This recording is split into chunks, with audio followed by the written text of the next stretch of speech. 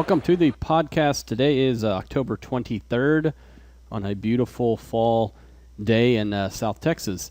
Well, thanks for joining me. We saw the stock market reverse yesterday's gains. Remember, the stock market is at, or was at, all-time highs.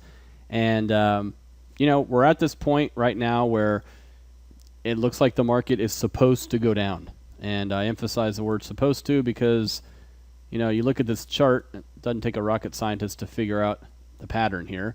So the next step would be, and we've been drawing this chart for a while, right? Next step would be that it falls back, supposed to, and then it rallies again, goes to another high. And what you end up with is basically this continuation of this channel. That's what's supposed to happen, right? It's supposed to pull back to here, go up to here, maybe a little higher, come back until when? Until it stops.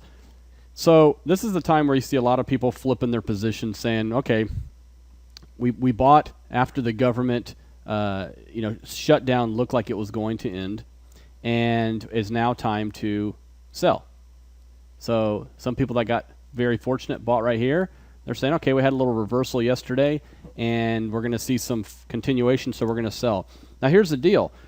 Yesterday we did see the VIX go up, right? And the VIX going up, volatility index, signifies that there is fear building. And if you go back a few podcasts, you remember we said what we want to do is we want to be buying when fear starts to abate. And we said, hey, if you see the market set up to where fear comes down a little bit, you got that reversal in the stock market, and you had that 90% up day, that was your time to buy. And sure enough, the stock market has rallied. Since then, the volatility index has come down. But now it's stopping at this place. Again, just like the stock market's stopping at a place it's supposed to, the volatility index is stopping at a place it's supposed to. And so it's going up now. Now, the key was yesterday it was up, even though the stock market was up. So there's still a little fear building yesterday. And a lot of people look at that and say, well, that was a precursor to what's going on today. But the VIX did not close at its high. In fact, it was up just a little bit, but it's still making higher lows. So here's what's going on right now. You've got the volatility index. The market's overstretched, right? So overstretched to the upside. If you look at almost every sector across the board, they're all stretched, and they need time to at least go sideways, if not pull back a little bit. Is it the end of the bull market? I don't think so. But there are some people saying that they think it is. And what they're pointing to is a couple of things. Number one, you see the VIX going up. You see the stock market going down. You see interest rates, which now all of a sudden look like this move is over. I mean, it looks like this thing's heading straight down. And so, again, for those things that we have kept that are income-producing securities that got really hurt during May, June, and July, they're now leading the way back up. They're the things that people can't get enough of because it's more of a rotation. But if interest rates are going down, are they going down because there's fear in the stock market? Partially. Are they going down because Janet Yellen's going to come in as the next Fed chairwoman and be very dovish? Possibly. Or are they going down because growth is slowing, not only in the U.S. but around the world? Maybe. So that's why rates are going down, all those reasons, partially. But I think the stock market's selling off, A, because it's time for it to do that. And then secondly, I think it's selling off because there is fear of growth slowing down. If you look what worked today, home builders, interest rate sensitive things, home builders, defensive things like biotech, treasuries, staples, those were the things that did okay today. What did poorly today? Well, take a look on the low side of what didn't work. Let's just take a look at semiconductors. Semiconductors were down over 3% today. Now remember, they were leading the way up, and I've always said semiconductors and probably financials have to be participating, and you would like to see them leading. That shows a lot of risk-taking. They actually were not showing that today. So you have this growth type of investments selling off today.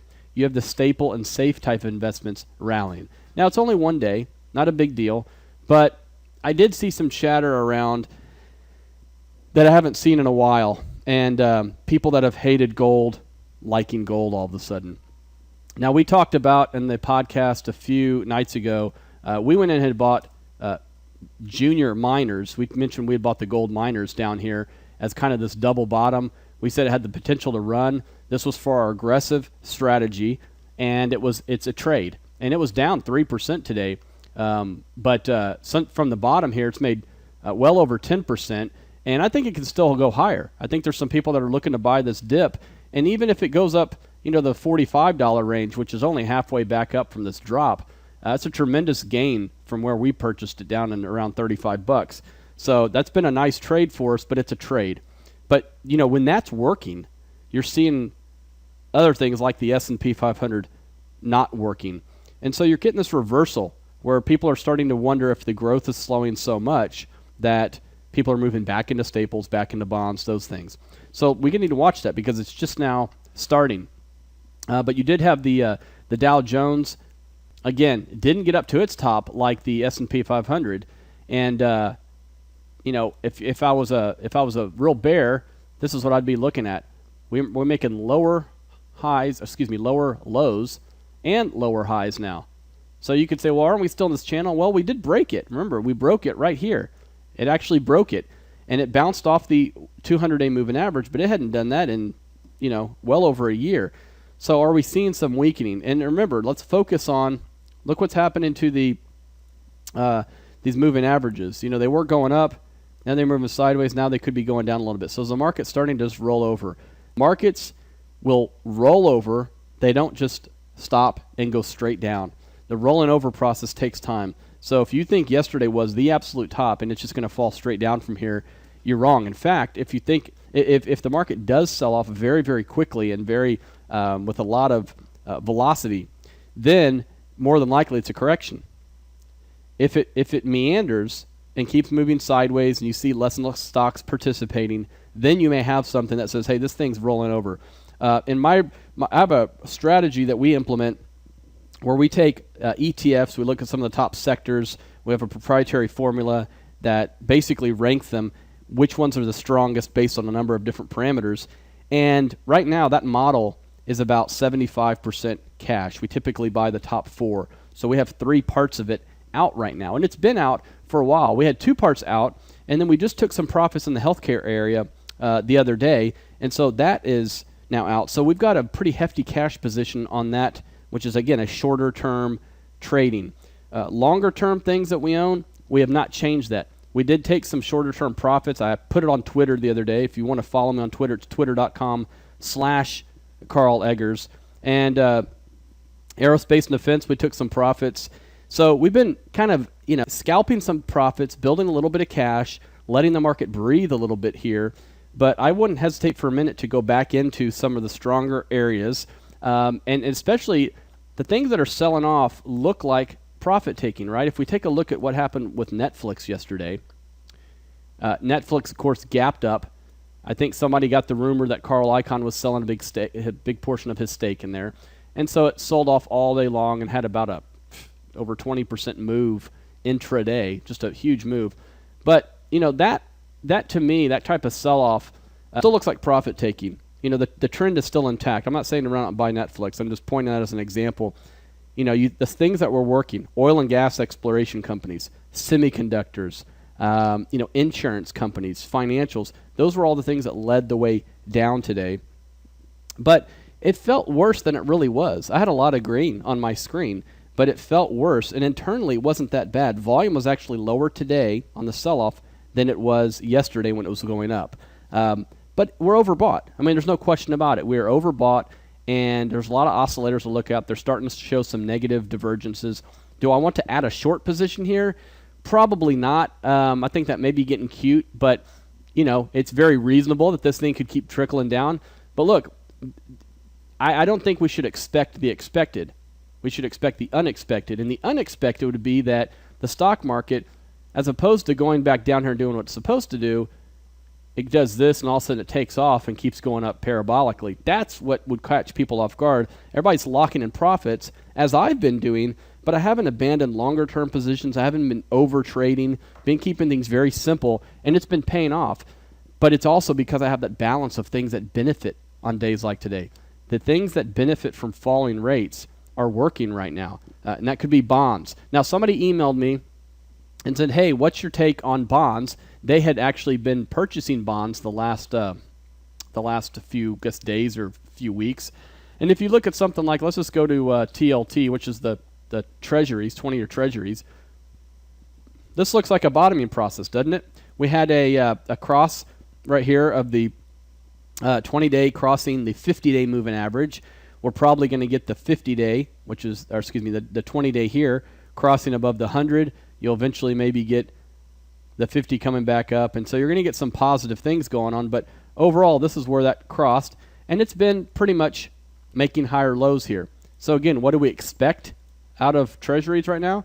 This pattern of higher lows, higher highs, coming back down, doing this. That's what we would expect, right? Because that's the pattern right now. So until the pattern changes, that's what we expect. But somebody asked me, what do you think about this? Is this something that could keep going for a while? And I said, here's the thing. Janet Yellen, who is the next Fed chairwoman if she gets sworn in, everybody knows she's dovish. So she's basically Bernanke in a skirt. I assume she wears skirts. I don't know. And I assume also Bernanke doesn't wear skirts, and I don't know that either. But she's basically Bernanke in a skirt. Now, here's the thing. She focuses on the labor market, and she focuses on how much people are getting paid and how much they're getting raises or not getting raises.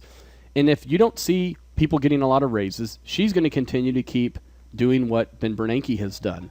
Now, on the flip side, what if she keeps rates low, the short end of the curve low, but what if she starts to taper sooner than people think? Right now, people are saying that, and when I say people, I'm talking about some of the big institutions. I get some big institutional research from some of the leading research people on the street. Some of it I take with a grain of salt. Some of it's good information as an overview, and some of it people are very accurate. But most of the research I do is pretty much primary research. We do it ourselves. We originate it ourselves, and we act on ourselves. We don't rely on a lot of other research, but we do like to see what other people are thinking because it does fill in some holes, and it also helps us to see which way everybody's leaning. And right now, there's a consensus that they're not going to taper at this meeting, and probably not December, but it seems like March seems to be the target when they're going to start tapering. So if the market's pricing that in, and the bond market is pricing that in, look, it's rallying, right? So it's pricing that in. What if she begins to taper sooner? She's not going to do it this meeting, right? Because we have to find out what the government shutdown did to some of the economic numbers. But what if she does it in December, which is earlier anticipated? You're going to see this sell off dramatically, and probably the stock market as well, right? So be careful of that. If you think that you can just, keep buying treasuries here, be careful. But for right now, there's no question that the trade seems to be that this is intact, this little channel, right? So we're going to continue to make higher highs. But we got to watch the data. The data on the employment situation's been weak, so you got to use some moving averages and things to smooth it out. We got some weaker housing numbers today.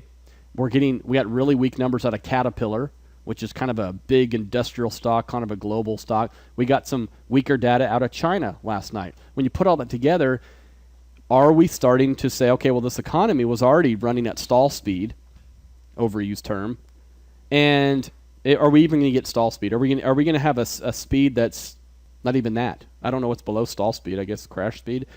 But are we going to get something that we start hovering around the flat line? If we do, then yes, bonds are in play. Staples are in play. The stock market won't be in play. So let's watch that. But you're starting to see the shift a little bit, but it's more chatter. You're seeing more chatter about, hey, we're going to start selling our stocks because the market's signaling that there's not a lot of growth. Just look at the data. And I think that may be true, but it's too early to say that, and especially because investors aren't acting that way. You're not seeing a big, huge rotation. Today, if it is, today was the first day you've seen that because the stock market made new high yesterday. So today's the first day that you've seen that.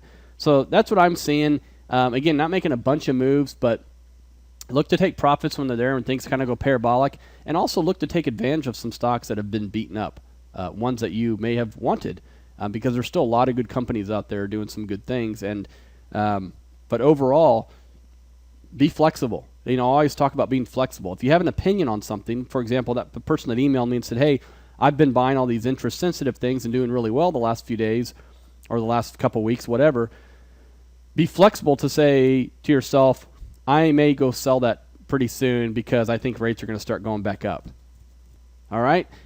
Okay, don't forget, I mentioned Twitter earlier, twitter.com/Carl Eggers, eggerscapital.com. All your questions can go to carl@eggerscapital.com. We'll answer them on a podcast, or I may email you directly. Facebook, Twitter, iTunes, all that stuff. Hey, by the way, before I forget, I did want to mention Apple real quick. Apple came out yesterday with the new iPad. And I watched the whole presentation, and it was, I'd say it was underwhelming from the consumer standpoint, and I'd say if you're a tech geek who builds things, it was probably pretty impressive, the technology and what they do with it. But thinner iPad and like 60 times faster than these current versions or something nuts. They got, the iPad, and they're calling it basically iPad Air. I think, and I think this is the first time you're going to hear this, unless somebody else stole my idea, I think eventually you're going to see something called an iPad Pro. I think it's going to be a bigger screen. Let's call it 13-inch tablet that you can literally use as a replacement to a laptop. So you would dock it, kind of similar to what Microsoft's already doing. Not saying Apple would be first, but they would do it better. And that would cause me personally to say, hey, now I can use an iPad for some of my work stuff. Right now, iPad kind of sits on the side, does a few things, and I have it at work every day, but I can't rely on it to be a work machine. But if they came out with the iPad Air, which is basically the iPad we all know, you have the iPad Mini, which stays in its category for people who want to stick it in their purse. I don't ever stick it in my purse. But, well, it's because I have the big one and I don't have a purse. But let's say that the iPad Pro comes out. And it's really something, because look what's happening. Apple is already positioning themselves in the software side, the service side. Right? We think of them as a product company, a hardware company. Now they're going to give some of their software away for free so that people can collaborate more and really use it for business things. That is setting the stage, I think, for another machine called an iPad Pro, which would get me to buy. I want a bigger iPad. I don't want a smaller one. I want a bigger one. Imagine that.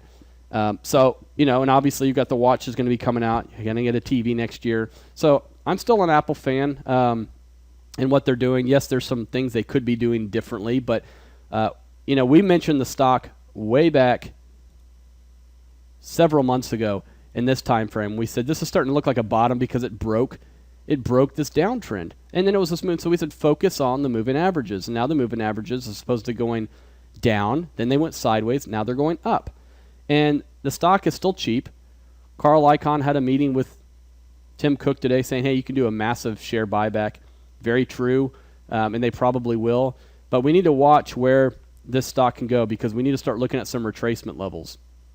If we look at these levels here, right in here is a lot of congestion, right? So, and above this yellow box is about 50%. That's the 50%. That would be a 50% bounce from the top to the bottom. It would have bounced 50%. So, this is a logical area somewhere in here that we could see it stall out and maybe move sideways, maybe move down a little bit. But again, you got a stock that's got a PE of 12, a yield of 2.5 that could literally be doubled. Huge stock buyback, more new products coming out, giving away free software now. Yes, they're discounting. And I wrote an article, hopefully you read it on the blog the other day, about why the Apple iPhone 5C, remember that was the cheaper version, may have been the best product they ever did. Because I think it was a loss leader. And I'm not going to go through the whole article, but basically I think it was a loss leader. And I think they're already cutting production on that, and they're ramping up the 5S. Because when you go in the store, you say, wait, what can the 5C do and what can the 5S do? And the guy says, well, the 5C can do this, that, and the other, but doesn't have as good a chip, doesn't have as good a camera, blah, blah, blah. Well, how much is a 5S? And it's actually not that much more. I mean, it's more, but maybe it's not that much more given what all you're getting. Well, I'll just take the 5S then. So I think that's what you're seeing. So Apple is able to sell their highest end product because the 5C got you in the store. That's what I speculate's going on. That's what I think is going on. I have a 5S, and I never intended to buy the 5C, but I love the 5S. I haven't loved the iPhone like I love this one. This thing is super fast. It does some really cool stuff, and so it's great. Love it. And the Mac Pro that they came out with, which is a shape like a tube or a cylinder, this thing is it's a beast.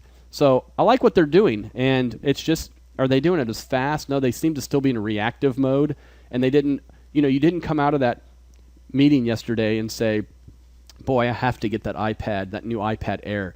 I didn't get that sense. It's not going to make me go replace it. When am I going to get a new iPad? Either when they do this iPad Pro that I speculate on, or my iPad breaks.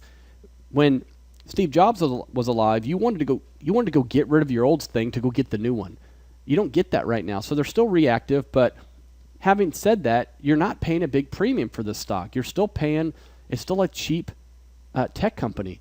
So I'm sticking with it, and it's not one that I'm trading right now. It's one that I just keep, and it's doing well. So that's all I can say. But it was an interesting, I think you can probably go watch it somewhere, the keynote. Anyways, take care. Have a good evening, everybody.